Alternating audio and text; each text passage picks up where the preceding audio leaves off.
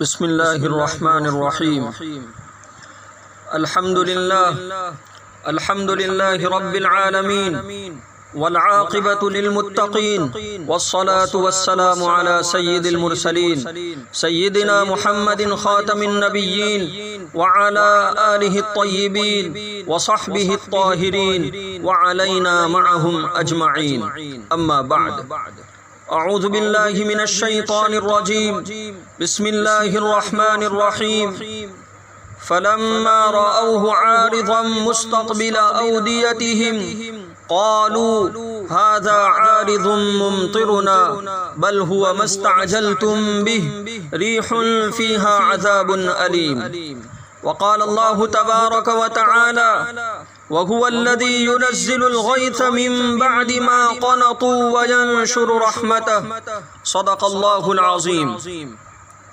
بزرگان محترم، قابل صد احترام میرا عزیز ساتھیوں اور دینی اور ایمانی بھائیوں، اس وقت میں نے آپ کے سامنے قرآن مجید کی دو آیت شریفہ پڑھی ہے اور میرے اور آپ کے آقا جناب محمد الرسول اللہ صلی اللہ تعالی علیہ وسلم کے اوپر درود کا نذرانہ پیش کر رہے ہیں.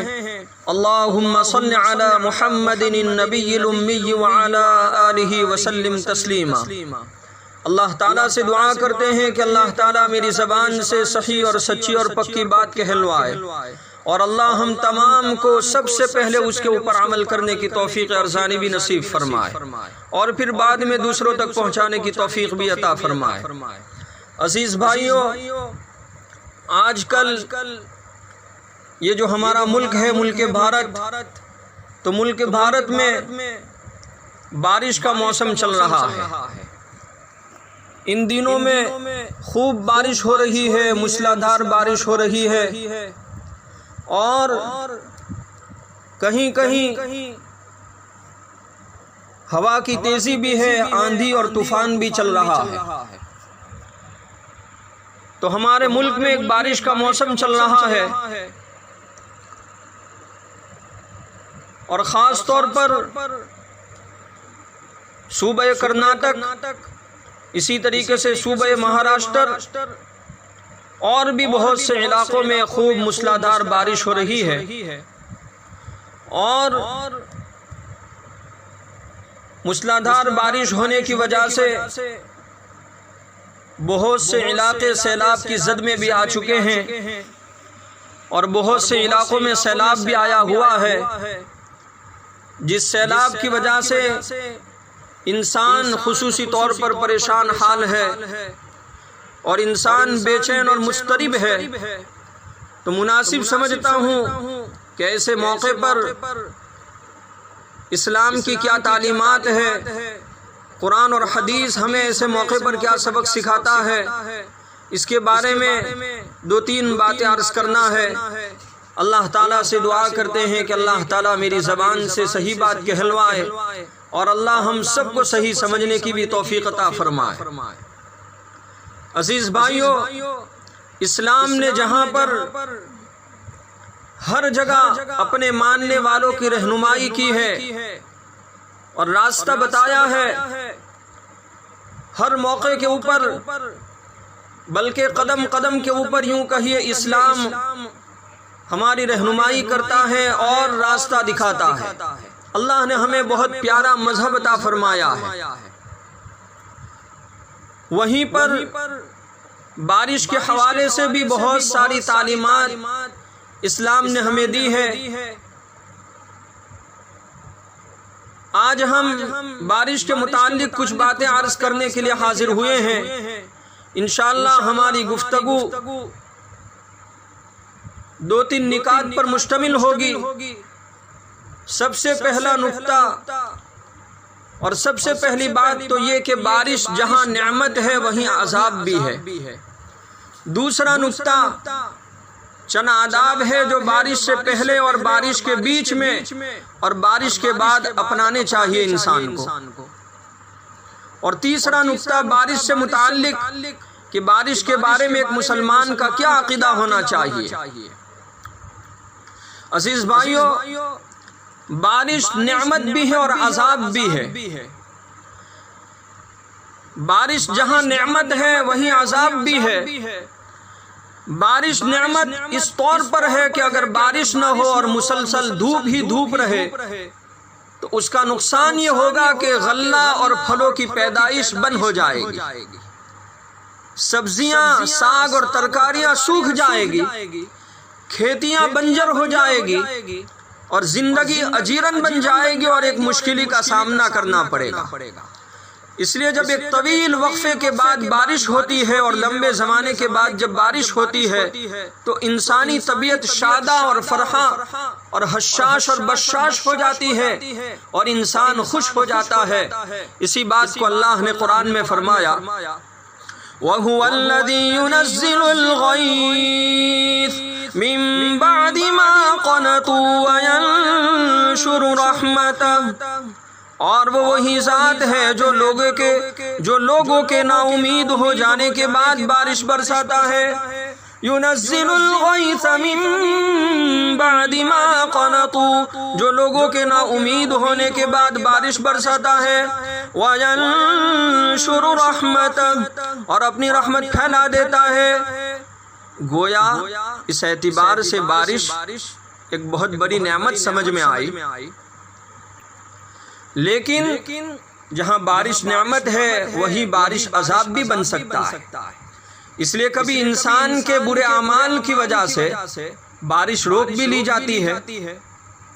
ابن ماجہ شریف کی روایت ہے، اللہ کے نبی جناب محمد الرسول اللہ صلی اللہ تعالی علیہ وسلم نے فرمایا، جب کوئی قوم زکوٰۃ کی ادائیگی روک لیتی ہے، جب کوئی قوم زکوٰۃ ادا نہیں کرتی، فرض ہونے کے بعد بھی زکوٰۃ کو وقت مقررہ پر ادا نہیں کرتی، تو اللہ تعالیٰ ان سے بارش کو روک لیتا ہے، قحط سالی پیدا کر دیتا ہے۔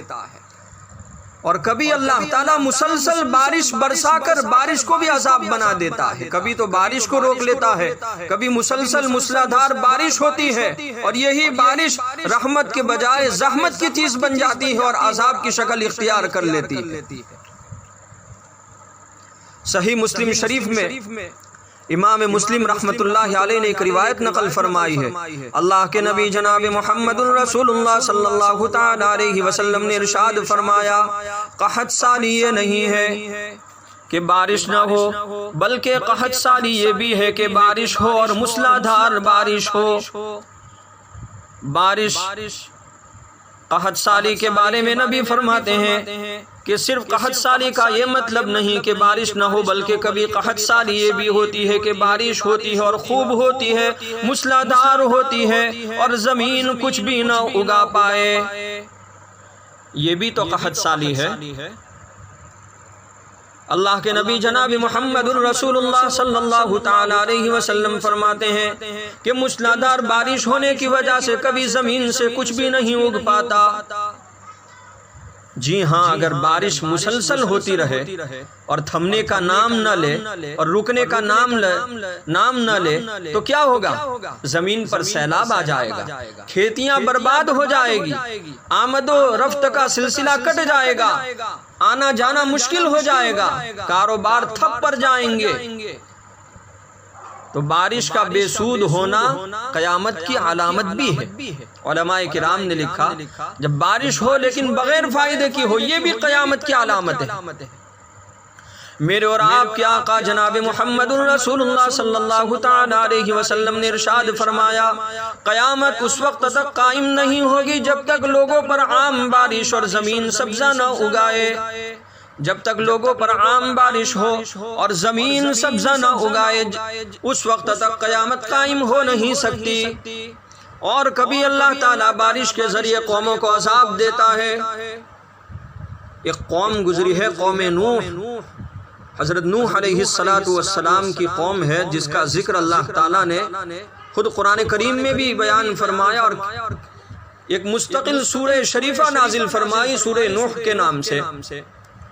تو نوح علیہ السلام کی قوم نے جب مسلسل حضرت نوح علیہ السلام کو جھٹلایا تو اللہ تعالیٰ نے نوح علیہ السلام کو حکم دیا کہ کشتی بنائے اور اس میں اپنے ماننے والوں کو سوار کر لے۔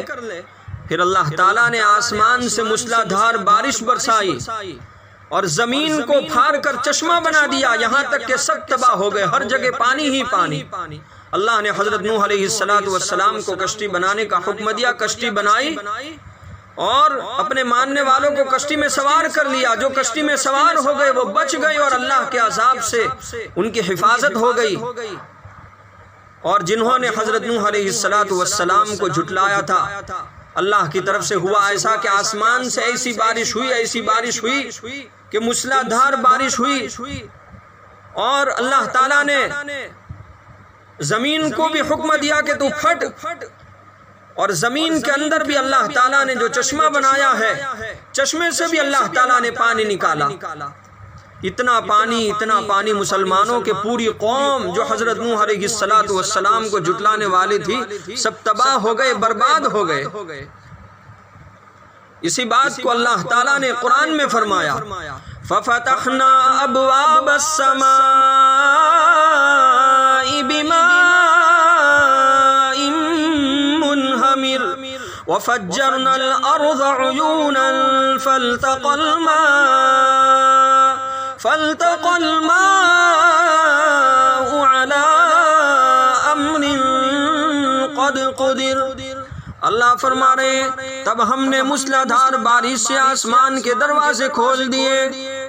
حضرت نوح علیہ السلام کی قوم جنہوں نے حضرت نوح کو جھٹلایا، وقت کے نبی کو جھٹلایا، اللہ تعالیٰ نے آسمان سے عذاب بھیجا بارش کی شکل میں۔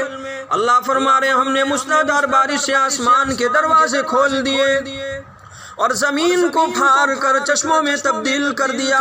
اللہ فرماتے ہیں ہم نے زمین کو آرڈر دیا، زمین کو حکم کیا، زمین پھٹی اور اس میں سے پانی کے چشمے بہنے لگے۔ تو معلوم ہوا کہ کبھی کبھی یہ بارش جو ہے اللہ کا عذاب بھی بن سکتی ہے۔ اسی طریقے سے قرآن کریم میں اللہ تعالیٰ نے قوم عاد کو بھی اسی بارش سے تباہ کیا۔ اللہ نے قرآن میں قوم عاد کا ذکر کیا، جب انہوں نے آسمان میں بدلی دیکھی تو خوش ہو گئے اور سمجھنے لگے کہ یہ بدلی ہم پر برسنے والی ہے، یہ بادل ہم پر برسنے والے ہیں، لیکن وہ بادل رحمت کے بادل نہیں تھے، عذاب بن کر آئے تھے، یہاں تک کہ اسی بارش سے اور اسی بادل سے اللہ نے ان کو تباہ و برباد کر دیا۔ اللہ نے اسی بات کو قرآن میں فرمایا، فَلَمَّا رَأَوْهُ عَارِضًا مستقبل أوديتهم قالوا هذا عارض ممطرنا بل هو ما استعجلتم به ريح فيها عذاب أليم۔ پھر جب انہوں نے اس عذاب کو اپنی وادیوں کی طرف آتے دیکھا تو کہنے لگے کہ یہ بادل ہے، قالوا هذا عارض ممطرنا، یہ بادل ہے جو ہم کو سیراب کر دے گا۔ نہیں، اللہ فرماتے ہیں بل هو ما استعجلتم به، نہیں بلکہ یہ وہی چیز ہے جس کے لیے تم جلدی مچا رہے تھے۔ یہ ہوا کا طوفان ہے، ریح فیہا، یہ ہوا کا طوفان ہے جس میں دردناک عذاب چلا آ رہا ہے، فیہا عذاب علیم، جس میں دردناک عذاب ہے۔ تو مسلمانوں معلوم یہ ہوا کہ کبھی کبھی بارش اللہ کا عذاب بھی شکل اختیار کر سکتی ہے اور کبھی